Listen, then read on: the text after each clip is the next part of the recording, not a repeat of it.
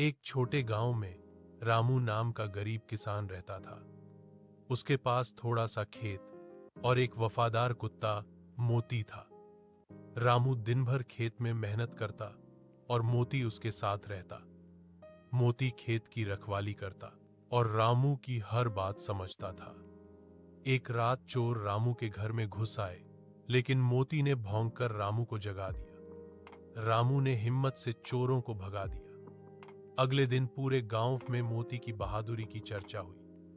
रामू ने उसे प्यार से गले लगाकर कहा, तू मेरा सच्चा साथी है।